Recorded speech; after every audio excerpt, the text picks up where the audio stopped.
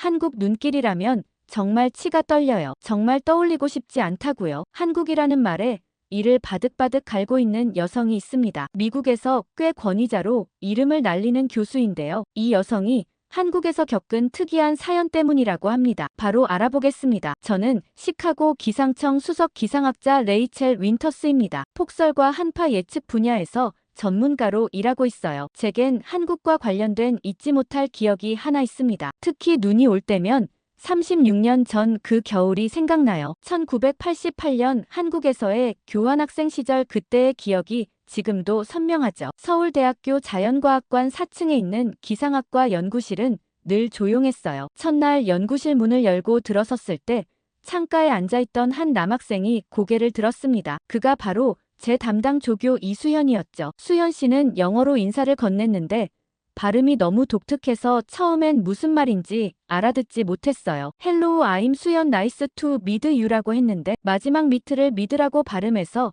한참을 고개를 갸웃거렸죠. 지금 생각하면 웃음이 나는 첫 만남이었습니다. 저는 한국어를 전혀 몰랐고 수연의 영어는 서툴렀지만 날씨와 기상학이라는 공통분모가 있었기에 연구는 시작될 수 있었어요. 문제는 일상적인 대화였습니다. 수연이 커피 한 잔 하실래요?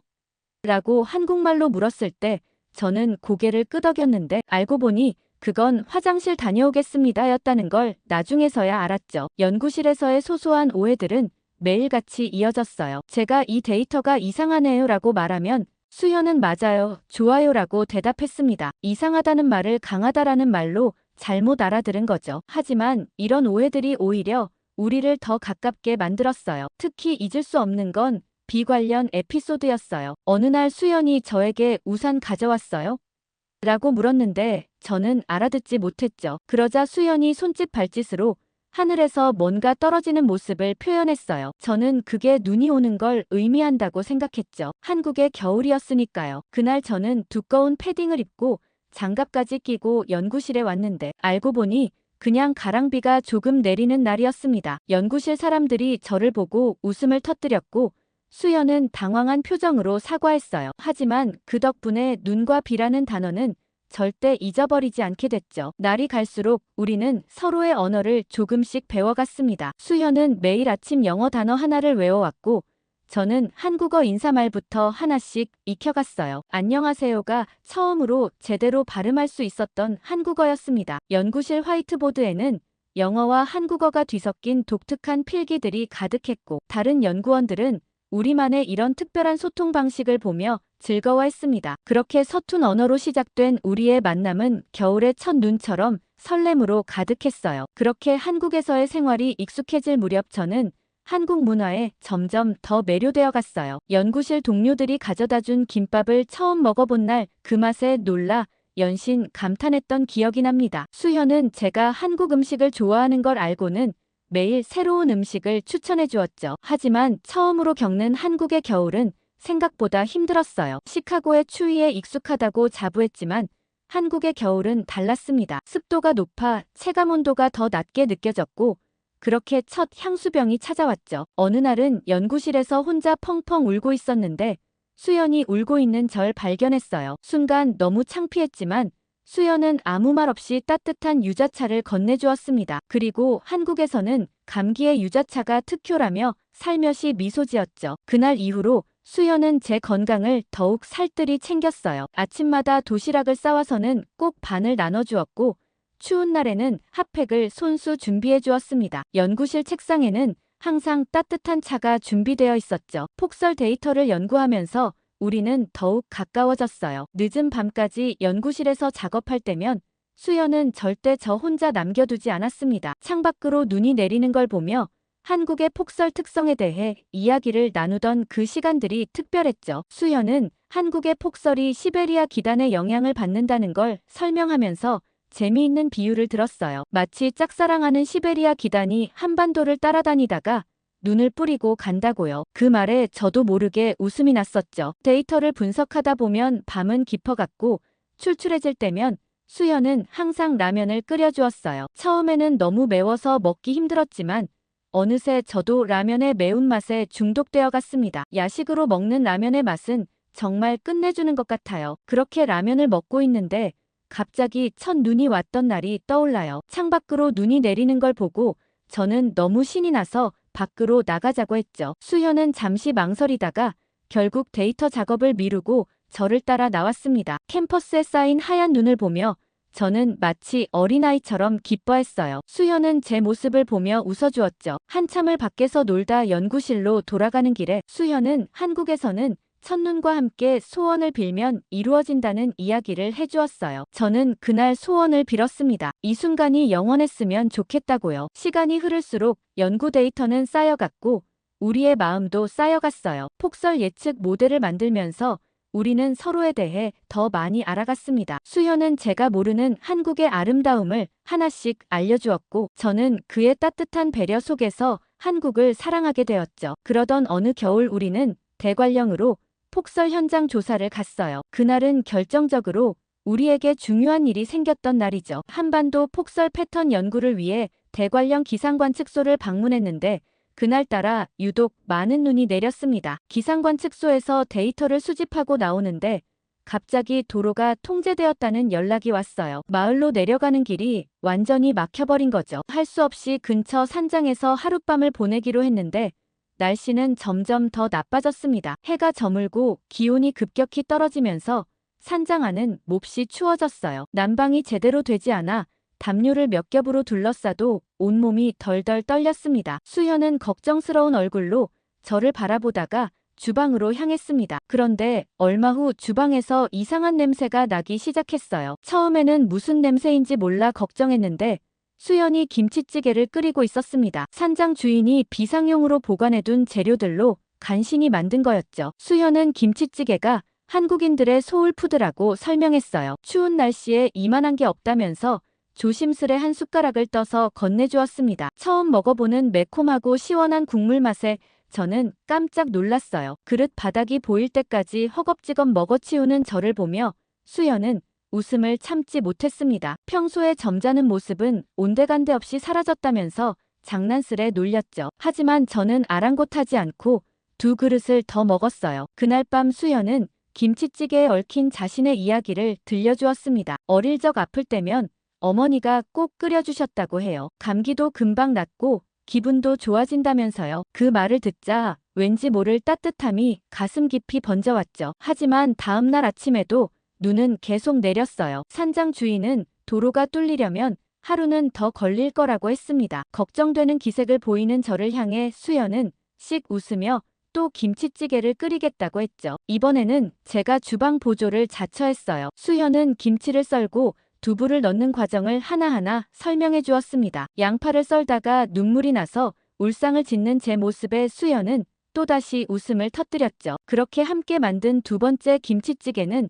첫날보다 더 맛있었어요. 수현은 제가 한국인의 입맛을 가졌다며 농담했습니다. 이제껏 오랜 시간을 미국식에 길들여 있었는데 한국 음식을 먹고 난 후 한국 입맛이 되기까지는 정말 얼마 걸리지 않은 것 같아요. 한식이야말로 세계적인 음식이란 느낌이 들 정도죠. 그렇게 이틀간의 고립은 오히려 축복이 되었어요. 평소라면 나누지 못했을 이야기들을 나눴고 서로를 더 깊이 이해하게 되었습니다. 무엇보다 김치찌개라는 특별한 추억이 생겼죠. 산장에서 식사를 마치고 밖을 내다보니 군인들이 도로를 치우고 있었어요. 육군 부대에서 제설 작업을 지원 나온 거였죠. 수현은 제게 한국 군인들이 재난 상황에서 늘 이렇게 도움을 준다고 설명해 주었습니다. 마을 주민들도 하나 둘 모여들어 군인들과 함께 제설 작업을 시작했어요. 저도 돕고 싶다고 했더니 수연은 처음엔 너무 춥고 고생일 거라며 말렸어요. 하지만 저렇게 군인들도 마을 사람들도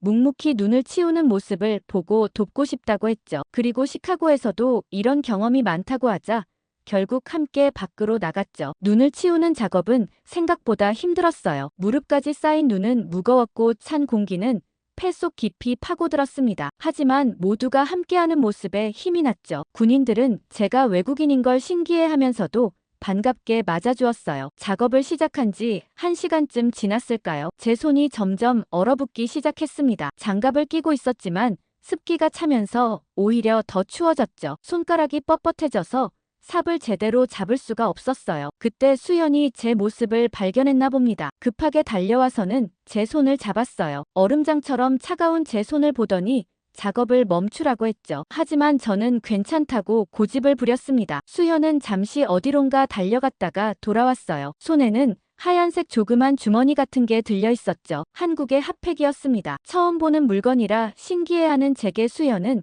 사용법을 알려주었어요. 작은 주머니를 흔들자 신기하게도 따뜻해지기 시작했습니다. 수현은 제 차가운 손을 감싸며 이 손을 평생 녹여주고 싶다고 말했어요. 순간 저는 그 자리에서 얼어붙은 것처럼 움직일 수가 없었죠. 핫팩의 온기보다 더 따뜻한 건 수연의 그 한마디였어요. 뺨이 빨개진 건 추위 때문만은 아니었죠. 수연도 불편한 듯 고개를 돌렸지만 제 손은 놓지 않았습니다. 그렇게 잠시 서 있다가 우리는 다시 작업을 시작했어요. 이번에는 수연이 제 곁을 한시도 떠나지 않았습니다. 1시간마다 새 핫팩을 건네주었고 제가 힘들어 보일 때마다 쉬어가자고 했죠. 그날 저녁이 되어서야 도로가 완전히 뚫렸어요. 마을 주민들은 모두에게 따뜻한 술과 음식을 건네주었습니다. 군인들과 우리는 하루 동안의 고생을 잊은 채 웃음꽃을 피웠죠. 하얀 입김 속에서 수연이 건네준 따뜻한 핫팩과 더 따뜻했던 그의 마음이 새록새록 떠올라요. 그날은 제 인생에서 가장 차갑지만 또 가장 따뜻했던 날이었어요. 대관령에서 서울로 돌아온 후 우리의 데이트는 더욱 자연스러워졌어요. 매일 밤 남산 기상관측소에서 함께 근무하는 시간이 기다려졌죠. 관측소는 도시의 불빛이 한눈에 들어오는 특별한 장소였습니다. 어느 날 수연이 저를 처음으로 찜질방으로 데려갔어요. 처음에는 한국의 대중목욕 문화가 낯설어서 망설였지만 수연이 한국 문화를 제대로 이해하려면 꼭 가봐야 한다고 했죠. 지하에 있는 찜질방에 들어서자 독특한 풍경이 펼쳐졌습니다. 찜질방에서 가장 놀라웠던 건 모두가 같은 옷을 입고 있다는 거예요. 노란색 티셔츠와 반바지를 입은 사람들이 이리저리 돌아다녔죠. 처음엔 민망했지만 시간이 지날수록 이 평등한 분위기가 좋아졌습니다. 주말에는 버스를 타고 서울 구경을 다녔어요. 복잡한 버스 안에서 수연은 항상 저를 위해 자리를 양보했고 곳곳을 설명해 주었습니다. 특히 기억에 남는 건 명동에서의 시간이에요. 그날 우연히 거리에서 이선희의 나 항상 그대를 이라는 노래가 흘러나왔죠. 수현은 이 노래를 정말 좋아한다고 했어요. 이 노래를 부른 가수가 국민 여가수라고 하면서 말이죠. 수연의 도움으로 가사를 하나하나 해석해봤는데 너무 절절하고 슬픈 노래더라고요. 그치만 수연이 좋아하는 노래라고 하니 저도 열심히 들었어요. 그리고 언젠가 수연에게 불러줘야겠다 생각하기도 했죠. 그때 우리 두 사람은 정말 어디든 꼭 붙어 다녔어요. 연구를 하다가도 관측소 옥상으로 올라가 별을 보곤 했어요. 수연은 한국의 별자리 이야기를 들려주었고 저는 시카고에서 보던 밤하늘을 이야기했습니다. 그 같은 하늘 아래 있다는 게 특별하게 느껴졌죠. 주말이면 이제는 제법 익숙해진 버스를 타고 이곳저곳을 다녔어요. 덕수궁의 화려한 건축물을 구경하고 인사동의 좁은 골목길을 걸으며 한국의 매력에 푹 빠져들었습니다. 수현은 늘 완벽한 가이드였어요. 찜질방은 어느새 우리의 단골 장소가 되었죠. 필요할 때면 찾아가서 따뜻한 온돌방에 누워 이야기를 나누었어요. 한국식 계란과 식혜의 맛도 점점 좋아졌습니다. 관측소에서의 마지막 밤근무 때 수연은 특별한 선물을 준비했어요. 이선의 CD와 함께 작은 편지를 건네주었죠. 지금도 제 연구실 한쪽에는 그 CD가 놓여져 있어요. 하지만 그와 헤어진 후로 단 한 번도 듣지 못했죠. 시간이 많이 흘렀지만 눈물이 왈칵 날 것만 같았거든요. 그땐 평생 수연과 함께할 줄 알았는데 우리에게도 피할 수 없는 순간이 다가왔어요. 수연의 군입대를 더 이상 미룰 수 없게 된 거죠. 입대 통지서를 받은 날 얼마나 울었는지 몰라요. 그리고 입대 날이 다가오면서 수연은 조용히 제 손을 잡고 마지막 데이트를 하자고 했습니다. 수연은 제게 깜짝 선물을 준비했다며 한복 가게로 데려갔어요. 하늘빛 저고리와 연분홍 치마를 고르면서 제가 입으면 예쁠 거라고 수줍게 말했죠. 처음 입어보는 한복이었지만 이상하게도 낯설지 않았습니다. 남산 한옥마을에 도착했을 때는 해가 막 저물기 시작할 때였어요. 한복을 곱게 차려입은 채 전통 가옥들 사이를 거닐었죠. 수현은 폴라로이드 카메라로 열심히 제 모습을 담았습니다. 노을빛 아래 찍은 그 사진들은 지금도 제 보물이에요. 저녁이 되자 수연은 우리가 즐겨 먹는 김치찌개 집으로 향했습니다. 가게 아주머니는 우리를 보자마자 반갑게 맞아주셨어요. 수연이 군대 간다는 말에 특별히 더 많은 고기를 넣어주셨죠. 식사를 하면서 수연은 군대에서의 계획을 이야기했어요. 편지를 자주 쓰겠다고, 훈련소에서 수료식이 있을 때 꼭 와달라고 했죠. 저는 망설임 없이 논산까지 따라가겠다고 약속했습니다. 그날 밤 남산 정상에 올라가 서울의 야경을 바라보며 수연은 제게 긴 편지를 건넸어요. 군대에 있는 동안 힘들 때마다 이 편지를 읽으라고 했죠. 저는 매일 편지를 쓰고 면회도 자주 가겠다고 다짐했습니다. 다음 날 아침, 논산 훈련소에서 수연을 데려다주고 입소하기 전 수연은 마지막으로 제 손을 꼭 잡았어요. 저는 그가 보이지 않을 때까지 열심히 손을 흔들었죠. 서울로 돌아오는 버스에서는 얼마나 울었는지 모르겠어요. 보고 싶을 때마다 사진을 보라며 건넨 폴라로이드 사진들을 품에 안은 채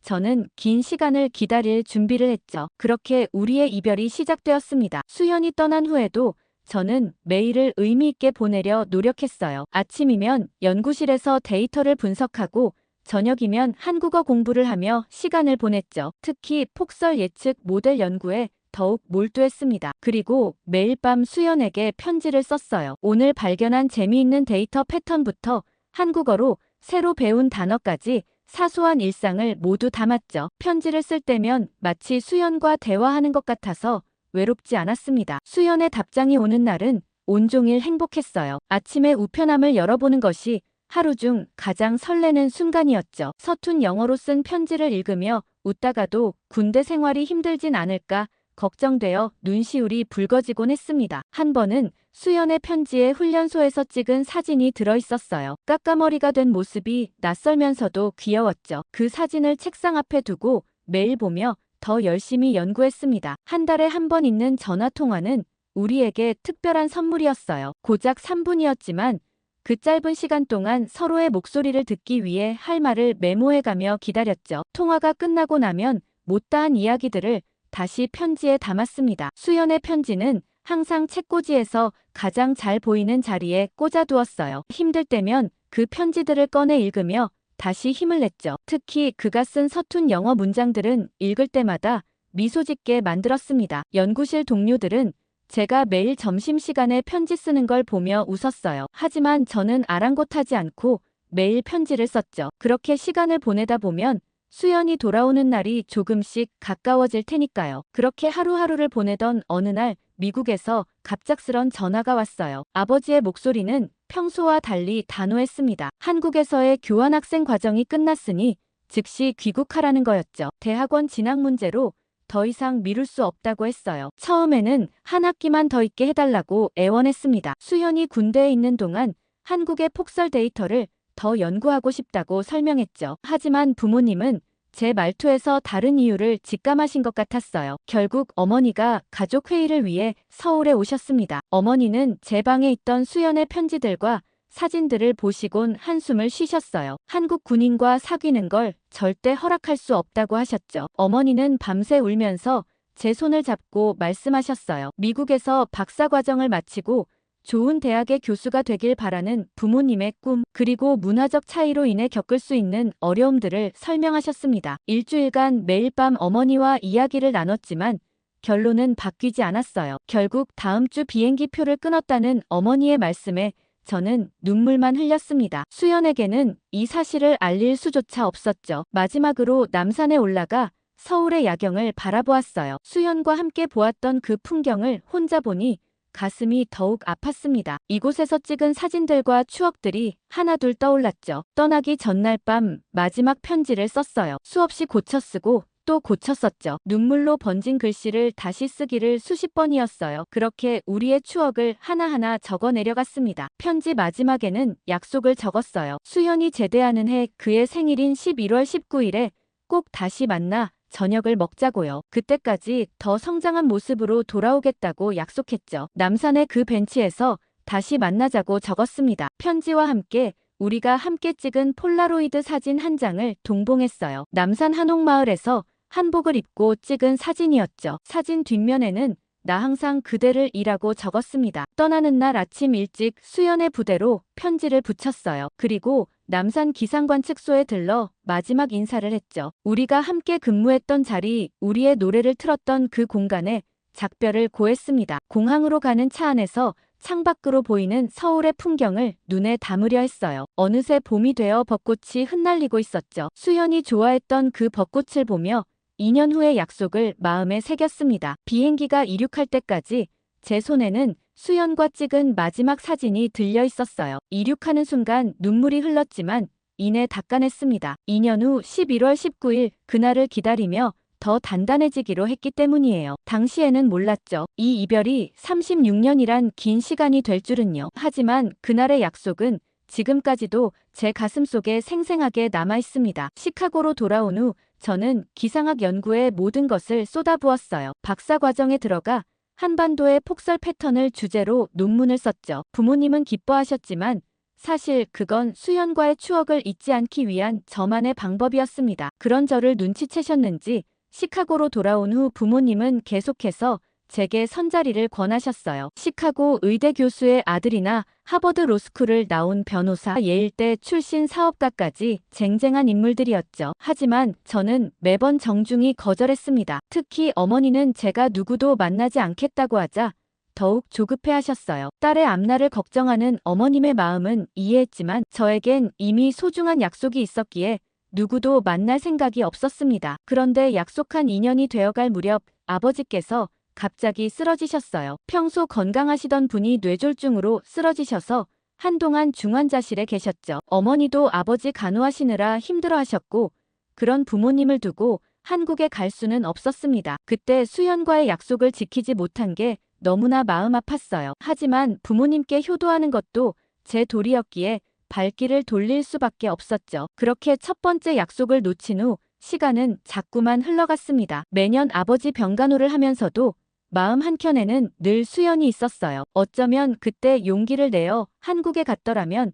우리의 인생이 달라졌을까 하는 생각도 들었지만 이제는 돌이킬 수 없는 시간이 되어버렸죠. 그 이후로 연구실에서 밤을 새울 때면 문득 남산 기상관 측소가 떠올랐어요. 누군가 청혼을 해올 때마다 거절했죠. 제 마음속엔 여전히 그날의 약속이 살아있었으니까요. 특히 11월 19일이 다가오면 마음이 더욱 복잡해졌어요. 수연의 생일날이면 어김없이 김치찌개를 만들었죠. 처음에는 서툴러서 몇 번이나 실패했지만 이제는 제법 수연의 맛에 가까워졌습니다. 시카고의 한인 식당들을 찾아다니기 시작한 것도 그 즈음이었어요. 처음 찾은 한인 식당은 시내에서 1시간 거리에 있었죠. 주인 아주머니는 제가 김치찌개를 먹는 모습을 보시더니 한국에서 오래 살았냐고 물으셨습니다. 그날 이후로 그 식당은 제 안식처가 되었어요. 가끔씩 찾아가 김치찌개를 먹으며 수연과의 추억을 떠올렸죠. 아주머니는 제 사정을 아시고는 가끔 더 많은 김치를 넣어주시곤 했습니다. 어느 날은 식당에서 우연히 이선희의 노래가 흘러나왔어요. 갑자기 눈물이 나서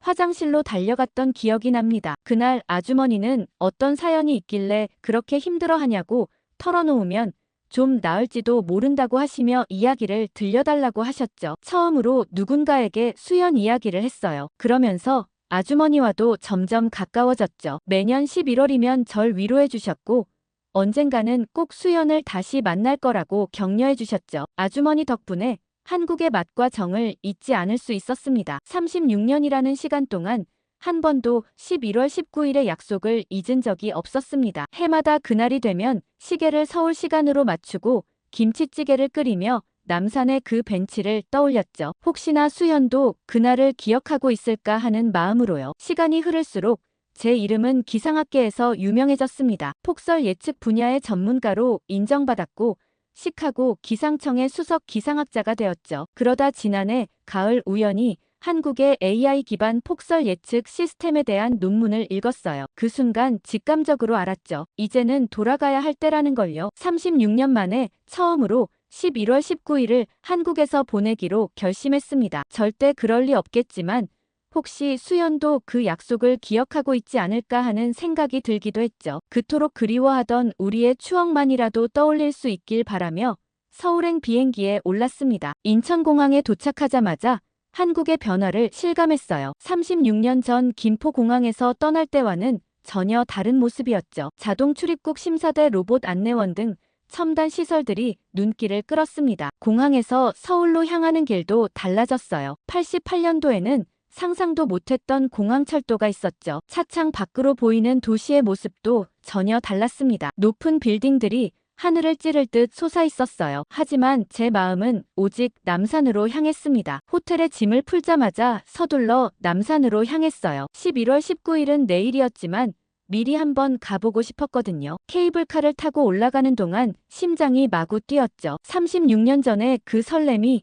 그대로 되살아났습니다. 정상에 도착하자 가장 먼저 눈에 들어온 건 앤서울 타워였어요. 88년에는 없던 거대한 타워가 남산의 풍경을 완전히 바꿔놓았죠. 관광객들로 북적이는 모습도 낯설었습니다. 하지만 그 속에서도 변하지 않은 것들을 발견할 수 있었어요. 저희가 자주 걸었던 산책로는 그대로였고 벤치도 같은 자리에 있었죠. 나무들은 더 크게 자랐지만 여전히 같은 모습으로 서 있었습니다. 특히 반가웠던 건 그 김치찌개 가게가 아직도 영업을 하고 있다는 거였어요. 36년 전 수현과 마지막으로 들렀던 그곳이 그대로 있다는 게 믿기지 않았죠. 문을 열고 들어서자 그때의 냄새가 그대로 났습니다. 가게 안은 리모델링을 했지만 구조는 그대로더군요. 저희가 앉았던 구석자리 테이블도 여전했어요. 주인은 바뀌었지만 김치찌개 맛은 똑같았습니다. 36년간 제가 찾은 그 맛이 바로 이거였다는 걸 첫 숟가락에 알 수 있었죠. 남산 기상관측소도 찾아갔어요. 건물은 현대식으로 바뀌었지만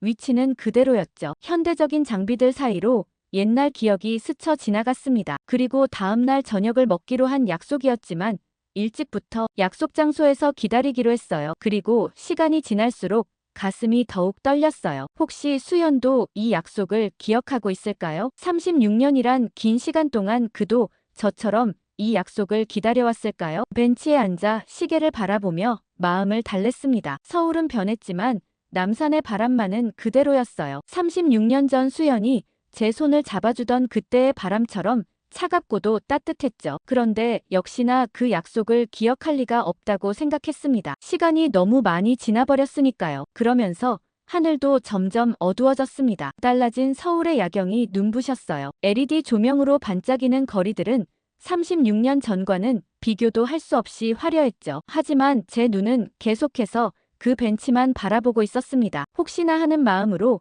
벤치에서 기다리고 있어요. 그러자 이내 누군가 천천히 벤치 쪽으로 걸어오는 발소리가 들렸습니다. 고개를 들어보니 머리가 희끗한 한 남자가 서 있었죠. 믿을 수 없었죠. 그건 수연이었어요. 시간은 흘렀지만 그의 눈빛만은 그대로였어요. 저는 너무 놀라 눈이 동그래졌고 수연은 너무나 자연스럽게 조용히 제 옆에 앉았습니다. 주머니에서 낡은 사진 한 장을 꺼내 보여주었죠. 36년 전 한복을 입고 찍었던 그 사진이었어요. 제 눈에는 눈물이 왈칵 차올랐고 수연은 이제라도 왔으니 됐다며 웃어 보였습니다. 마치 옛날 모습 그대로였어요. 한참을 우는 저를 달래고 나서야 수연은 제대 후 지난 36년간의 이야기를 들려주었어요. 결혼하지 않고 혼자 지내왔다고 했죠. 매년 자신의 생일이면 이 벤치를 찾아왔다고 했습니다. 처음 몇 년은 하루 종일 기다렸다고 해요. 그러다 시간이 흐르면서 남산 기상관측소에서 자원봉사를 시작했다고 했어요. 관측소에서 일하면